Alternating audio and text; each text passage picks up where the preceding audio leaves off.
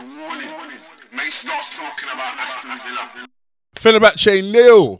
Aston Villa 1. Aston Villa have now secured their place in the last 16 of the Europa League, which means we get a interruption. Just a quick word before we get into the rest of the match reaction. Now, if you've been here for a while, you know that I'm always going to give my honest take on Aston Villa, whether that makes me happy or whether it makes me sad. And that's not changing. Now, what is changing is I'm going to put a little bit of structure to it. I'm always going to give my honest breakdown, reaction to the football match that Aston Villa play. But for the foreseeable future, the performances, the level of performances, the performance style is going to have some form of consequence. Now, wins and good performances will be met with some form of reward for me, and bad performances will be met with the spice tier.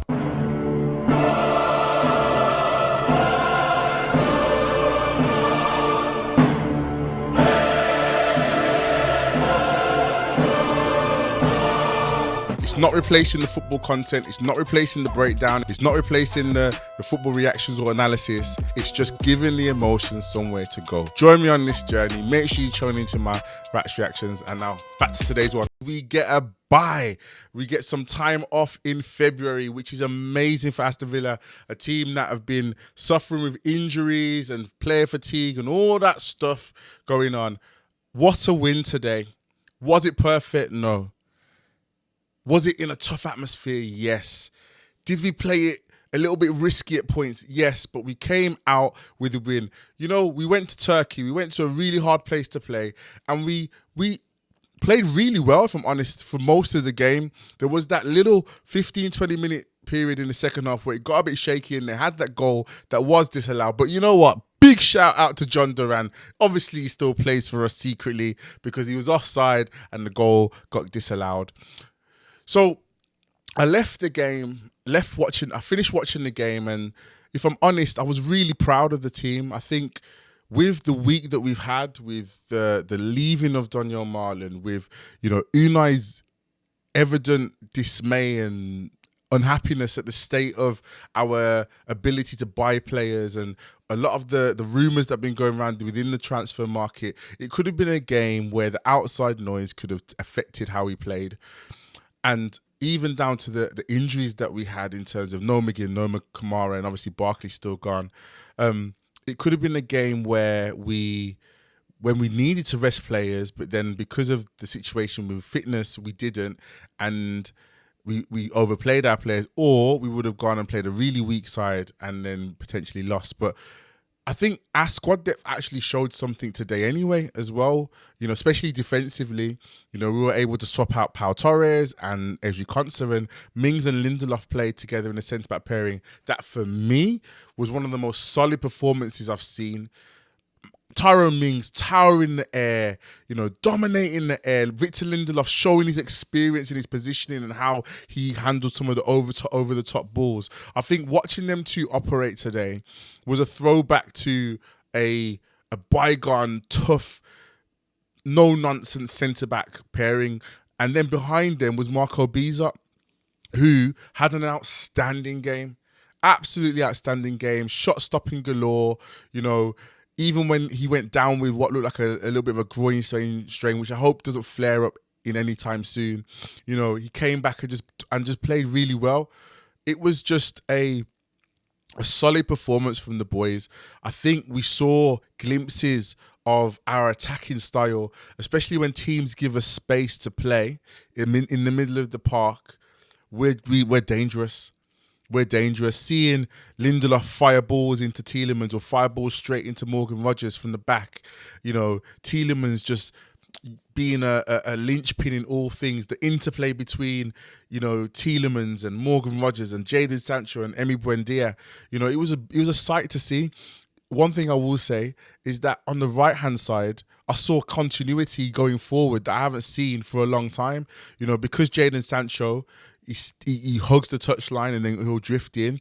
You know, it invited Matty Cash to make the underlapping runs. It invited Matty Cash to make the outside runs. And I will give a shout out to Jadon Sancho. You know, he could have had a hat-trick tonight. But ultimately he scored our winning goal today. And I'm really happy for him to finally get on the score sheet for Aston Villa and be a key player in today's game. If he just fixes his finishing and doesn't, you know, fluff it in front of goal or get a bit hesitant, he could have had 3 today. He could have had 3, and that's the only thing I would say about our team and the way we played, was that we needed that second goal and we just weren't able to get it. We weren't as clinical as we needed to be in front of goal. There was a number of chances that came our way where the keeper was out of position, or we'd taken it round the keeper and we've somehow missed, or we gone through on goal, or we were 3-on-2 or 4-on-3 or 4-on-2, and we're just making the wrong decisions. Those are the things that separate good teams from elite teams, and I think just those things need to be sorted out, because otherwise we'll play a better team that will be able to finish their chances and won't be offside and all those things there. So just something for us to think about. I think Unai Emery showed his tactical prowess again with his substitutions. I was frustrated, and on my stream, if you go and watch it, I said, I hope this doesn't backfire. And then straight away, Fenerbahçe did score, but it was disallowed.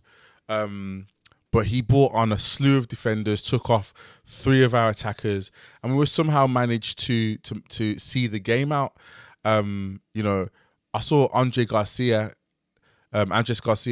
take on their fullback and just skip round him, which was, I haven't seen that in a long time from a Villa right-hand sided player. You know, Maatsen was in front of Digne, but it allowed us to sit and have a defensive front.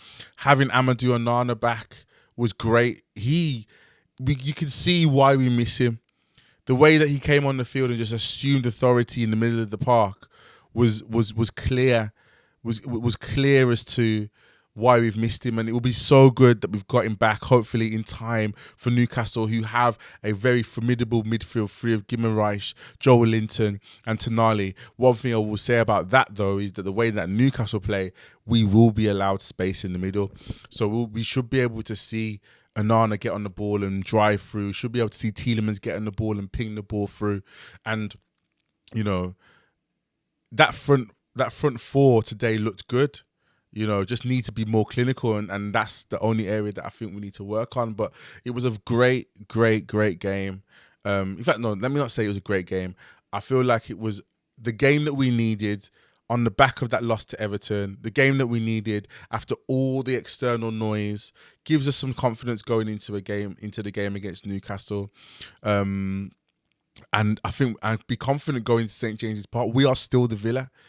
And we're still confident. We still have a good team. Leon Bailey will be available for the weekend. I'm praying and hoping that he's able to come back and do something astronomical for us. Overall, I would say that was a good performance. And I guess because it's a good performance, there will be no spice tier today. But I am going to reward myself. I'm going to reward myself with some fried chicken. No need for any hot sauce today. Good, because we won. Some fried chicken from Honey Pot in Birmingham. I'm glad we won. Because I don't actually know how hot these sauces are. I know they go up in spice. But even the low one, I think is still going to be hot. But listen, if Villa continue winning, I'll get to eat good. So yeah, tune in, like, comment, subscribe. Let me know your thoughts about the game. Also with the spice tiers, if there's any hot sauces that you think I should try in the event of a bad performance, let me know in the comments. I get to try them at some point. But these are already quite hot based on what the descriptions of them. You know what it is. Villa Noir. It's always up the Villa. Peace.